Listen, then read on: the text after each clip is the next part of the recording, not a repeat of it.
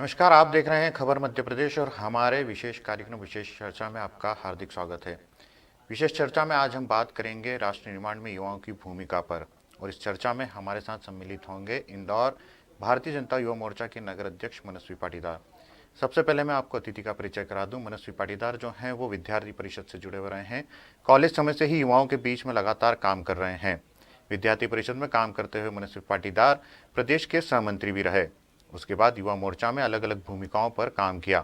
मनस्वी पाटीदार को युवा मोर्चा में भी मीडिया प्रभारी, संभागीय मीडिया प्रभारी का पद दिया गया और उसके बाद एक महत्वपूर्ण भूमिका दी गई जिसमें वे अब नगर अध्यक्ष युवा मोर्चा की जिम्मेदारी संभाल रहे हैं। मनस्वी जी, सबसे पहले मैं आपका बहुत बहुत स्वागत करूंगा। जी नमस्कार। युवा मोर्चा के द्वारा राष्ट्र निर्माण के लिए युवाओं को प्रेरित करने का काम किया जाता है। आज के समय में सबसे बड़ी चर्चा का विषय है कि राष्ट्र निर्माण में युवाओं की क्या भूमिका हो। दिल्ली से लेकर हर प्रदेश में युवाओं को लेकर कई प्रकार के काम किए जा रहे हैं, लेकिन युवाओं को राष्ट्र निर्माण में कैसे आगे लाया जा सकता है, यह अभी भी सबसे बड़ा सवाल बना हुआ है। मनस्वी जी के साथ आज हम उसी विषय पर सबसे अधिक चर्चा भी करने वाले हैं। मनस्वी, सबसे पहले मैं आपसे पूछना चाहूँगा कि राष्ट्र निर्माण में युवाओं की भूमिका को कैसे तय किया जाए। क्या राष्ट्र निर्माण की परिभाषा हो सकती है, क्योंकि अलग अलग संगठन अलग अलग राष्ट्र निर्माण की परिभाषाएं जो हैं आज के समय में बता रहे हैं। जी देखिए अंशुल भैया, सबसे पहले तो मैं आपको बताना चाहूँगा किसी भी राष्ट्र के निर्माण में, किसी भी राष्ट्र की तरक्की में सबसे महत्वपूर्ण भूमिका अगर रहती है तो उस राष्ट्र के युवाओं की रहती है। उस राष्ट्र के युवाओं की सफलता पर उस राष्ट्र का निर्माण उस पर जो है आधारित रहता है।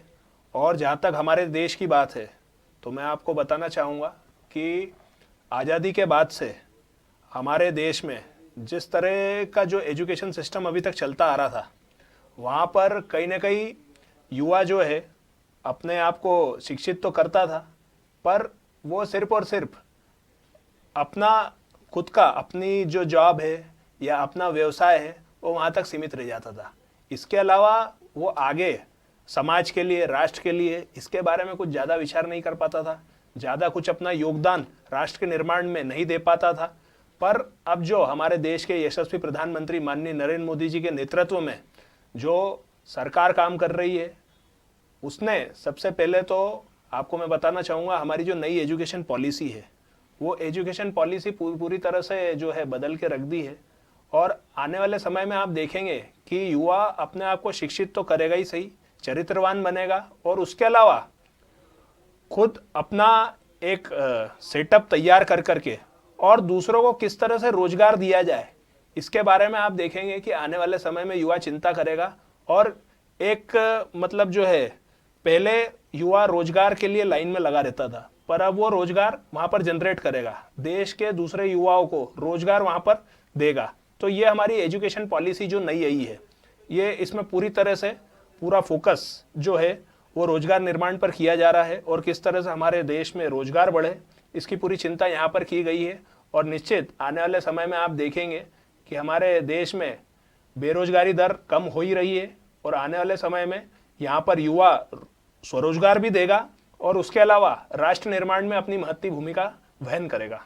लेकिन सबसे बड़ी चुनौती है, युवाओं को एक बड़े वोट बैंक के तौर पर सभी राजनीतिक दलों के द्वारा देखा जा रहा है। सबसे अधिक युवा शक्ति देश भारत को बोला जाता है, चाहे प्रदेश की बात की जाए, राष्ट्र की बात की जाए, हर जगह युवा को वोट बैंक के रूप में देखा जा रहा है। तो क्या इस वोट बैंक के माध्यम से इसको वोट बैंक से बदलकर क्या विचारधारा से जोड़ा जा सकेगा युवाओं को? क्योंकि जेएनयू की बात की जाए, कहीं अन्य यूनिवर्सिटी की बात की जाए, अपनी अपनी विचारधाराएं राजनीतिक दलों के द्वारा सब जगह सामने लाई जा रही हैं। तो क्या इससे युवाओं को एक साथ किया जा सकेगा? अभी तक आप देखते थे कि युवाओं को कांग्रेस और अन्य दल यहाँ पर वोट बैंक के रूप में इस्तेमाल करते थे, क्योंकि उन्होंने युवाओं की सोच पर लगाम लगा दी थी। युवा उसके आगे ज़्यादा कुछ अपने अलावा कुछ भी ज़्यादा विचार नहीं कर पाता था, ज़्यादा सोच नहीं पाता था, तो ये वोट बैंक की तरह उसका इस्तेमाल करते थे। पर आप कुछ वर्ष से देख रहे हैं कि युवा यहाँ पर समझदार हो चुका है, युवा अपने फैसले खुद ले सकता है, सही को सही और गलत को गलत कहने का उसमें आज जो सामर्थ्य है, वो इतने समय में आपने देखा होगा कि वो कहीं ना कहीं उसकी सोच को जो है वहीं पर कंट्रोल किया जा रहा था। पर आप देखिए कि जिस तरह से माननीय नरेंद्र मोदी जी 2014 में, ये मैं कहूंगा कि सबसे बड़ा परिवर्तन पूरे विश्व के अंदर हुआ, और जिस तरह से भारतीय जनता पार्टी के नेतृत्व वाली, माननीय नरेंद्र मोदी जी के नेतृत्व वाली सरकार ने यहाँ पर भारत में सत्ता संभाली, तो उसमें महत्वपूर्ण भूमिका युवाओं ने अपनी वहन करी।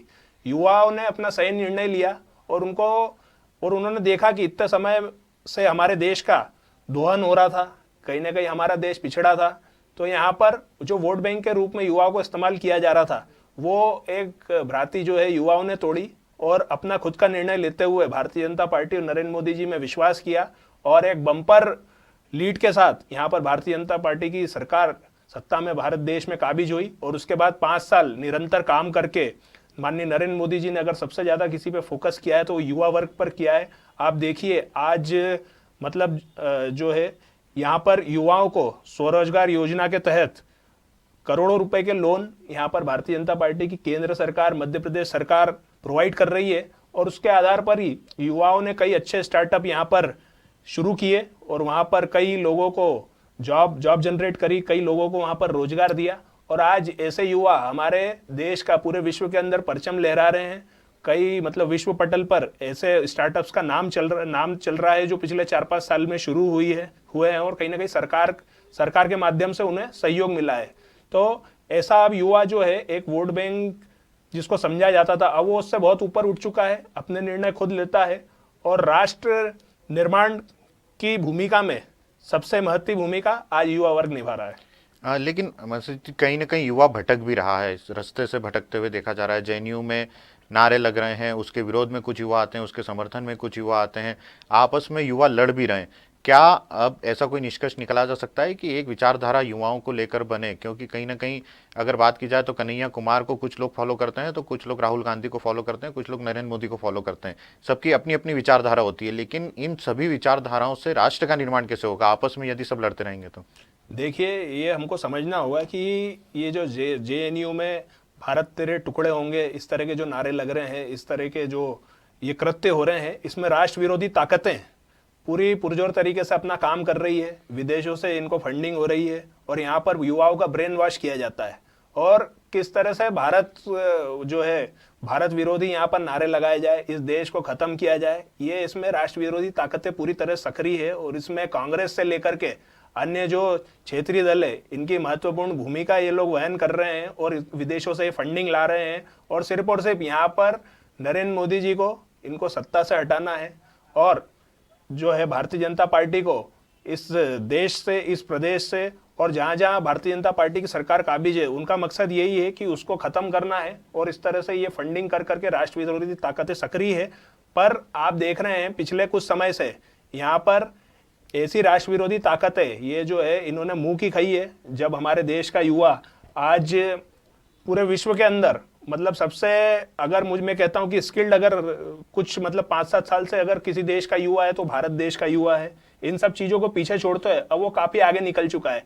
अब मुझे लगता है कि इन सब चीजों का परसेंटेज काफी कम हो रहा है पिछले वर्षों में, और आने वाले समय में आप देखेंगे कि इनको पूरी तरह से जड़ से उखाड़ करके फेंक दिया जाएगा। इनकी अब बहुत ज्यादा चीजें चलने वाली नहीं है, क्योंकि अब पूरे देश को समझ में आ चुका है कि कांग्रेस ये और राहुल गांधी इस पूरे कृत्य को संचालित कर रहे हैं, और ये राष्ट्र विरोधी ताकतें किस तरह से इनका नेटवर्क खड़ा कर करके इन सब चीजों को आगे ला रही है, ये हमारे देश की जनता आज बहुत अच्छी तरह समझ चुकी है। अब ज्यादा इन लोगों के मंसूबे आगे कामयाब नहीं होंगे, और बहुत जल्दी आप देखेंगे कि इनको जड़ से उखाड़ करके इस देश से बाहर फेंकने का काम अगर कोई करेगा तो इस राष्ट्र का जिम्मेदार युवा करेगा। मतलब आगे ऐसे कौन से काम किए जा सकते हैं? क्योंकि नया साल है 2022 है, 2022 सबसे महत्वपूर्ण इसलिए भी माना जा रहा है कि कहीं ना कहीं भारत जो है एक विश्व शक्ति के रूप में उभर करके सामने आ रहा है। लगातार ऐसे काम निकल के आ रहे हैं, लगातार हमारे युवा जो हैं वो, चाहे ओलंपिक की बात की जाए या अन्य जगहों की बात की जाए, वहाँ पे परचम लहरा रहे हैं। क्या अब किया जा सकता है इन युवाओं के लिए? क्या ऐसी योजनाएं बनाई जा सकती हैं कि इन युवाओं को आगे लाने के प्रयास हों? देखिए, सबसे पहले तो अगर माननीय नरेंद्र मोदी जी का फोकस युवाओं पर है तो वो स्किल डेवलपमेंट पर है।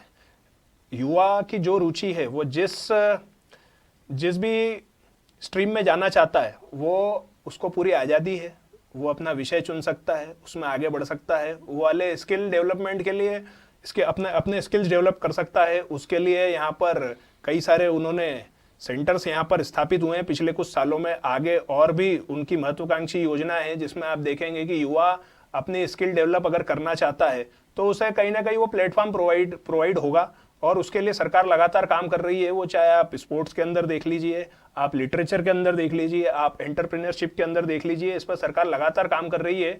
और जो एक समय ये सब चीज़ों को जानते ही नहीं थे हमारे देश के लोग, आज वो सब इंफ्रास्ट्रक्चर और ये सब जो है वो सरकार ने प्रोवाइड करा है, और इसकी मुझे लगता है अभी शुरुआत ही हुई है, एक तरह से हम कह सकते हैं।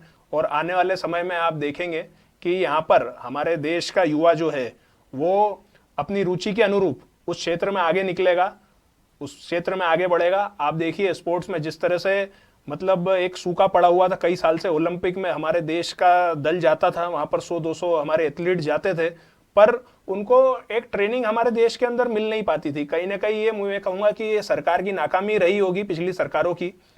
तो उसके कारण कहीं ना कहीं वो बस जा करके एक ओलंपिक दल भारत का रिप्रेजेंटेशन कर करके वापस आ जाता था, और ये बड़ी ही निराशा पूरी 100 करोड़ जनता को लगती थी उस समय, जब हमारा देश बिना मेडल के यहाँ पर देश में लौट जाता था। पर आप देखिए अभी कुछ साल से यहाँ पर माननीय नरेंद्र मोदी जी और पूरी सरकार ने युवाओं की चिंता कर करके, हमारे एथलीट्स की चिंता कर करके उनको विश्व स्तरीय ट्रेनिंग किस तरह से उपलब्ध हो, उनको अच्छे इक्विपमेंट्स के लिए पूरा फंडिंग वो उपलब्ध कराई है हमारी सरकार ने। और आप देखिए कि हमारे जो 2021 का ओलंपिक है वो नीरज चोपड़ा जी से लेकर के और भी हम कई सारे नाम ले सकते हैं, आज भारत का नाम उन्होंने पूरे विश्व के अंदर रोशन करा है, और gold medal, silver medal, bronze medal, अब ये इसकी जो है शुरुआत हो चुकी है। और आने वाले समय में आप देखेंगे कि मेडलों की झड़ी जो है हमारे देश के अंदर लगने वाली है, और इसकी शुरुआत यहाँ 2021 के ओलंपिक से हो चुकी है।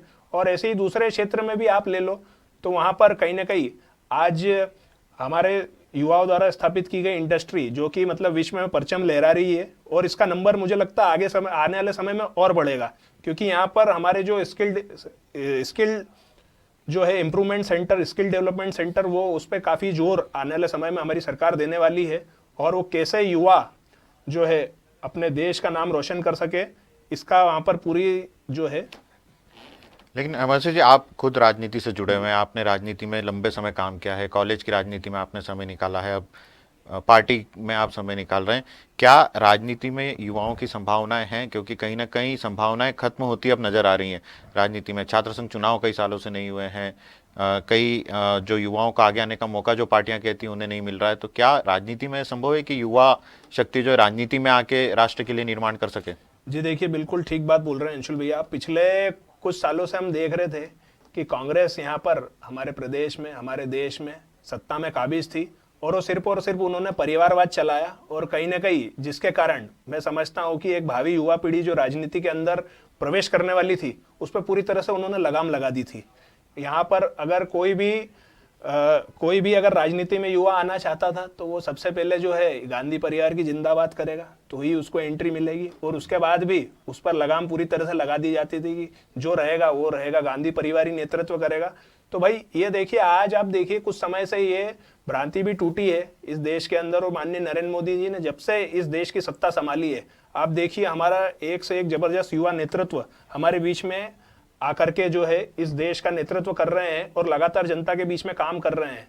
आप देखिए कि हमारे जो है देश के सबसे युवा सांसद माननीय तेजस्वी सूर्या जी, जो कि युवा मोर्चा के राष्ट्रीय अध्यक्ष भी हैं, वो किस तरह से युवाओं के बीच में काम कर रहे हैं, हमारे देश के युवाओं के बीच में।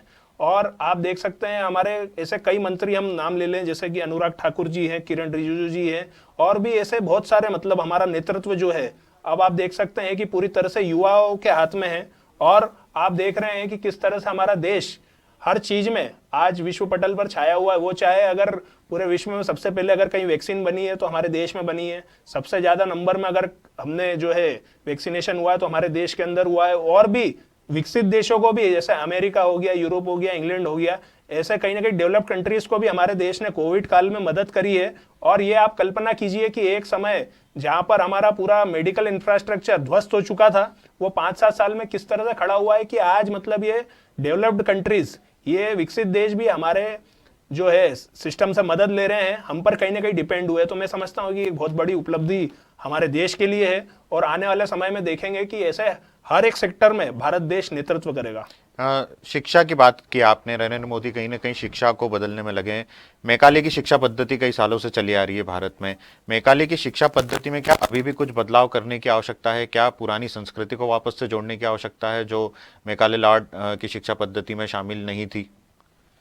जी देखिए, अब जिस तरह से नई एजुकेशन पॉलिसी जो आई है, उस नई एजुकेशन पॉलिसी में ये काफ़ी महत्वपूर्ण बदलाव किए गए हैं। हमारे देश के युवा किस तरह से चरित्रवान बने, ऐसे उस जो है एजुकेशन पॉलिसी में, ऐसे उस कोर्स के अंदर ऐसे कई महापुरुष हैं जिन्होंने हमारे देश को आज़ादी दिलाई, जिन्होंने हमारे जो है देश का निर्माण किया और लगातार संघर्ष करे। ऐसे कुछ जो है पार्ट उसके अंदर जोड़े जा रहे हैं और जो कुछ फालतू की जो चीज़ें थी जिससे कहीं ना कहीं ब्रेन वॉश ये लोग सब करते थे, राष्ट्र विरोधी ताकतें, इन सब चीज़ों को उसमें से हटाया जा रहा है।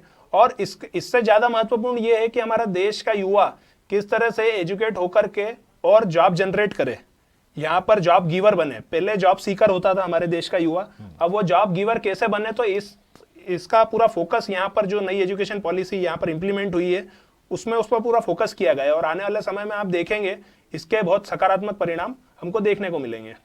मनीष जी, आखिरी सवाल मैं पूछूंगा कि क्या ऐसे कार्य 2022 में किए जा सकते हैं युवाओं के द्वारा? युवाओं से आप क्या कहना चाहेंगे हमारे चैनल के माध्यम से, जिससे कि राष्ट्र निर्माण में युवाओं की तो भूमिका हो, उन्हें एक सही दिशा भी मिले, जो भी रास्ते से युवा भटक रहे हैं वो सही दिशा में काम करना शुरू करें? जी देखिए, सबसे पहले आपके चैनल के माध्यम से मैं युवाओं को शुभकामनाएं देना चाहता हूँ वर्ष 2022 की। और आने वाला वर्ष आप सभी युवाओं के लिए, सभी आपके चैनल के दर्शकों के लिए सबसे सर्वश्रेष्ठ वर्ष उनके जीवन का रहे, ऐसी मैं कामना करता हूं। और युवाओं को यहाँ पर हमारे देश में, हमारे प्रदेश में पूरी तरह से अपना रास्ता चुनने की आज़ादी है। आप जिस भी क्षेत्र में अपनी रुचि रखते हैं उस क्षेत्र में आप आगे बढ़िए। निश्चित ही यहाँ पर पूरी सरकार आपके साथ खड़ी है, आपको मदद करने के लिए। जहाँ भी आपको आवश्यकता पड़े पूरी सरकार यहाँ पर एकजुट होकर के उनके लिए लगातार काम करेगी। और जो है अपने माता पिता का आशीर्वाद लें और राष्ट्र का पुनर्निर्माण हम कैसे करें, राष्ट्र के निर्माण में हम कैसे अपनी महत्वपूर्ण भूमिका वहन करें, उस पर हमको काम करना चाहिए। कहीं ना कहीं राष्ट्र निर्माण में युवाओं को अपनी भूमिका के लिए सबसे आगे बढ़कर आना होगा और अपनी उपस्थिति हर सेक्टर में दर्ज करानी होगी। इन्हीं सब बातों को मनस्वी पाटीदार जी के साथ आज हमने यहाँ पर चर्चा में रखा और ख़ास चर्चा यही है कि क्या राष्ट्र निर्माण में आज के समय में युवाओं की भूमिका को सामने लाया जा सकता है, क्योंकि कहीं ना कहीं युवा अपने रास्ते से भटक भी रहा है और कहीं ना कहीं राष्ट्र निर्माण भी कर रहा है। आज के समय में सबसे अधिक आवश्यकता है कि युवाओं को सही दिशा में आगे लाया जाए, जिससे कि देश का सबसे युवा देश जो है वो एक राष्ट्र शक्ति के रूप में भी सामने उभर करके आए। फिलहाल अभी तक खबर मध्य प्रदेश में इतना ही। आगे खबरों पर बने रहने के लिए हमारे साथ जुड़े रहिए। अगर आप ये खबर फेसबुक पर देख रहे हैं तो पेज को लाइक जरूर कीजिए। अगर आप ये खबर YouTube पर देख रहे हैं तो चैनल को सब्सक्राइब जरूर करें। ताज़ा तरीन खबरों को देखने के लिए बेल आइकन को दबाना ना भूलें।